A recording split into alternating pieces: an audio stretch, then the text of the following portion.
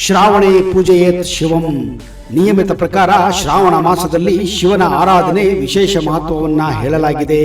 ಈ ಮಾಸದಲ್ಲಿ ಮನೆಯಲ್ಲಿ ಪಾರ್ಥಿವೇಶ್ವರ ಅಥವಾ ನರ್ಮದೇಶ್ವರ ಲಿಂಗಕ್ಕೆ ಪೂಜೆಯನ್ನ ಮಾಡಬೇಕು. ದೇವಾಲಯದಲ್ಲಿ ಶಿವ ಪಾರ್ವತಿ, ಗಣೇಶ, ಕಾರ್ತಿಕೇಯ ಮತ್ತು ನಂದಿ ಸೇರಿದಂತೆ ಶಿವ ಕುಟುಂಬದವರನ್ನು ಪೂಜಿಸುವ ಸಂಪ್ರದಾಯವಿದೆ. ಪೂಜೆಯ ಸಮಯದಲ್ಲಿ ಗಂಗಾಜಲದೊಂದಿಗೆ ಶಿವನ ಪ್ರತಿಷ್ಠಾಪನೆಯು ಅತ್ಯುತ್ತಮವೆಂದು ಪರಿಗಣಿಸಲಾಗಿದೆ.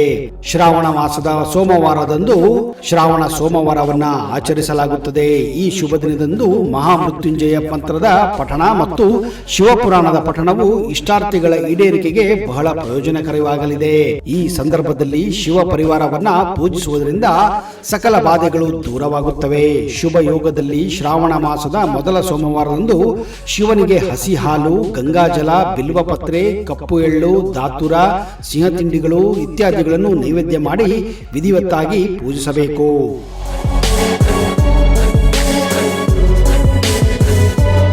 ಶಿವಪುರಾಣದಲ್ಲಿ ಶಿವನಿಗೆ ಅಭಿಷೇಕ ಮಾಡುವುದರಿಂದ ಆಗುವ ಲಾಭವನ್ನು ಹೇಳಲಾಗಿದೆ. ಶಿವನಿಗೆ ಯಾವ ಯಾವ ವಸ್ತುಗಳಿಂದ ಅಭಿಷೇಕ ಮಾಡುವುದರಿಂದ ಏನು ಪ್ರಯೋಜನ ಎಂಬುದನ್ನು ಕೂಡ ಹೇಳಲಾಗಿದೆ. ಉದಾಹರಣೆಗೆ ಜಲಾಭಿಷೇಕದಿಂದ ಸೂರಶಿ, ಕುಶೋಕದಿಂದ ದುಃಖನಾಶ, ಕಬ್ಬಿನ ರಸದಿಂದ ಧನಲಾಭ, ಜೇನುತುಪ್ಪದಿಂದ ಅಖಂಡ ಸುಖ, ಹಸಿ ಹಾಲಿನಿಂದ ಪುತ್ರ ಸುಖ, ಸಕ್ಕರೆ ಪಾಕದಿಂದ ವೈದುಷ್ಯ, ಸಾಸುವೆ ಎಣ್ಣೆಯಿಂದ ಶತ್ರುನಾಶ, ಹೀಗೆ ತುಪ್ಪ ಸಮರ್ಪಣೆಯಿಂದ ನಿಮ್ಮೆಲ್ಲ ಆಸೆಗಳು ಈ ಸಮಯದಲ್ಲಿ ಈಡೇರುತ್ತವೆ ಎನ್ನುವ ನಂಬಿಕೆ ಇದೆ. ಶಿವನನ್ನು ಪೂಜಿಸಲು ಉತ್ತಮ ಸಮಯವೆಂದರೆ ಪ್ರದೋಷ ಕಾಲವೆಂದು ಪರಿಗಣಿಸಲಾಗುತ್ತದೆ. ಯಾವುದೇ ದಿನದಂದು ಸೂರ್ಯಾಸ್ತದ 1 ಗಂಟೆಯ ಮೊದಲು ಮತ್ತು 1 ಗಂಟೆಯ ನಂತರ ಸಮಯವನ್ನ ಪ್ರದೋಷ ಕಾಲ ಎಂದು ಕೂಡ ಕರೆಯುತ್ತಾರೆ. ಭಸ್ಮ, ಕೆಂಪು ಚಂದನ, ರುದ್ರಾಕ್ಷಿ, ಎಕ್ಕದ ಹೂವುಗಳು, ದಾತುರ ಹಣ್ಣು, ಬಿಲ್ವಪತ್ರೆ ಮತ್ತು ಭಾಂಗ್ ಶಿವನಿಗೆ ಬಹಳ ಪ್ರಿಯ. ಶಿವನನ್ನು ವೈದಿಕ ಪುರಾಣ ಅಥವಾ ನಾಮಪತ್ರಗಳಿಂದ ಪೂಜಿಸಲಾಗುತ್ತದೆ.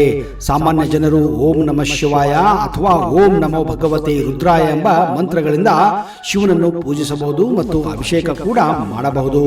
ಶ್ರಾವಣ ಸೋಮವಾರದ ಉಪವಾಸವನ್ನು ಸೂರ್ಯೋದಯದಿಂದ 3ನೇ ಅರ್ಧದವರೆಗೆ ಆರಂಭಿಸಲಾಗುತ್ತದೆ. ವ್ರತದ ಸಮಯದಲ್ಲಿ ಒಂದು ಹೊತ್ತಿನ ಊಟವನ್ನು ಏಕಾಶನವೆಂದು, ಇಡೀ ಕಾಲದ ಉಪವಾಸವನ್ನು ಪೂರ್ಣಪವವೆಂದು ಕರೆಯುತ್ತಾರೆ.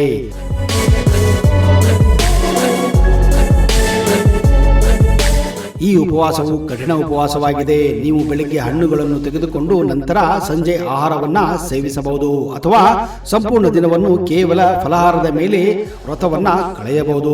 ಅನೇಕ ಜನರು ಸಾಬುದಾನ ಕಿಚಡಿಯನ್ನು 2 ಬಾರಿ ತಿನ್ನುತ್ತಾರೆ. ಇದರಿಂದ ಉಪವಾಸ ವ್ರತದ ಮಾಡಿಯೂ ವ್ಯರ್ಥ. ಶ್ರಾವಣ ಸೋಮವಾರದಂದು ಉಪವಾಸ ವ್ರತ ಮಾಡುವುದರಿಂದ ಆ ವ್ಯಕ್ತಿಯ ಎಲ್ಲಾ ಇಷ್ಟಾರ್ಥಗಳು ಈಡೇರುತ್ತವೆ ಎನ್ನುವ ನಂಬಿಕೆ ಇದೆ. ಶ್ರಾವಣ ಸೋಮವಾರ ದಿನ ಮುಂಜಾನೆ ಎದ್ದು ಸ್ನಾನ ಮಾಡಿ ಶಿವನನ್ನ ಧ್ಯಾನಿಸಿ, ಶಿವ ದೇವಾಲಯದಲ್ಲಿ ಅಥವಾ ಮನೆಯ ದೇವಾಲಯದಲ್ಲಿ ಶಿವನ ವಿಗ್ರಹ ಅಥವಾ ಚಿತ್ರವನ್ನ ಸ್ಥಾಪಿಸಿ ಓಂ ನಮಃ ಶಿವಾಯ ಎಂದು ಮಂತ್ರವನ್ನ ಪಠಿಸಿ, ಶಿವನಿಗೆ ನೀರು, ಹಾಲು ಮತ್ತು ಮೊಸರುಗಳೊಂದಿಗೆ ಪಂಚಾಮೃತ, ರುದ್ರಾಭಿಷೇಕವನ್ನ ಅರ್ಪಿಸಿ, ಪಾರ್ವತಿ ದೇವಿಗೆ ಮತ್ತು ನಂದಿಗೆ ಗಂಗಾಜಲ ಅಥವಾ ಹಾಲನ್ನ ಅರ್ಪಿಸಬಹುದು. ಶಿವ ಮಂತ್ರವನ್ನು ಪಠಿಸುವಾಗ 108 ಬಿಲ್ವ ಪತ್ರೆಯನ್ನು ಅರ್ಪಿಸಿ ಶಿವಲಿಂಗಕ್ಕೆ ಧಾತುರ, ಭಾಂಗ್, ಬೆಲ್ಲ, ಹಾಲಿನಿಂದ ತಯಾರಿಸಿದ ಸಿಹಿ ತಿಂಡಿಗಳನ್ನು ನೀಡಬಹುದು. ಶಿವನಿಗೆ ತುಪ್ಪ ಮತ್ತು ಸಕ್ಕರೆಯನ್ನು ಪ್ರಸಾದವಾಗಿ ಅರ್ಪಿಸಿ ಗಣೇಶನಿಗೆ ಆರತಿಯನ್ನು ಮಾಡಿ ನಂತರ ಶಿವನಿಗೆ ಧೂಪ, ದೀಪ ಮತ್ತು ಆರತಿಯನ್ನ ಮಾಡಿ ಕೈ ಮುಗಿಯಬಹುದು. ಶಿವನನ್ನು ಪೂಜಿಸಿದ ನಂತರ ಶ್ರಾವಣ ಸೋಮವಾರದ ವ್ರತವನ್ನ ಕೇಳಿ ಅಥವಾ ಓದಬಹುದು.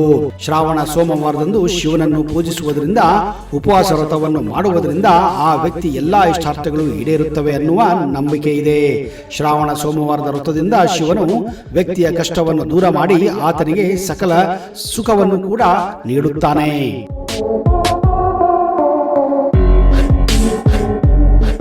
ನೋಡಿದಿರಾ ಸ್ನೇಹಿತರೆ, ಶ್ರಾವಣದ ಪ್ರತಿಯೊಂದು ದಿವಸವೂ ಒಳ್ಳೆಯ ದಿನ ಆಗಿದೆ. ಆದ್ದರಿಂದ ಅದು ಶ್ರಾವಣ ಶನಿವಾರವೇ ಆಗಲಿ, ಸೋಮವಾರವೇ ಆಗಲಿ, ಮಂಗಳವಾರವೇ ಆಗಲಿ, ಎಲ್ಲ ದಿನಗಳಲ್ಲೂ ನೀವು ಕಟ್ಟುನಿಟ್ಟಾದ ನಿಯಮದೊಂದಿಗೆ ಉಪವಾಸ ಮತ್ತು ಧ್ಯಾನವನ್ನ ಮಾಡಿದರೆ ನಿಮ್ಮ ಜೀವನದಲ್ಲಿ ಒಳ್ಳೆಯ ಭವಿಷ್ಯ ನಿಮಗಾಗಿ ಕಾಯುತ್ತಾ ಇರುತ್ತದೆ. ಆರ್ಥಿಕ ಸಮಸ್ಯೆ, ದಾಂಪತ್ಯ ಸಮಸ್ಯೆ, ಮದುವೆ ವಿಳಂಬ, ಜೀವನದಲ್ಲಿ ಎಂತಹದೇ ತೊಂದರೆ ಇರಲಿ ಫೋನಿನ ಮೂಲಕ ನಿಮ್ಮ ಸಮಸ್ಯೆಗಳನ್ನ ಬಗೆಹರಿಸುತ್ತಾರೆ. ಹಿಂದೆ ಸಂಪರ್ಕಿಸಿ ಋಷಿಕೇಶ್ ಭಟ್ ಗುರೂಜಿ. ಒಂದು ವೇಳೆ ನಿಮಗೆ ಈ ವಿಡಿಯೋ ಇಷ್ಟ ಆದಲ್ಲಿ ದಯವಿಟ್ಟು ಹರ ಹರ ಮಹಾದೇವ್ ಎಂದು ಕಮೆಂಟ್ ಬಾಕ್ಸ್ ಅಲ್ಲಿ ಹಾಕಿ. ಅಲ್ಲಿಯವರೆಗೆ ಜೈ ಹಿಂದ್, ಜೈ ಕರ್ನಾಟಕ. ನಿಮಗೆಲ್ಲ ಶುಭವಾಗಲಿ.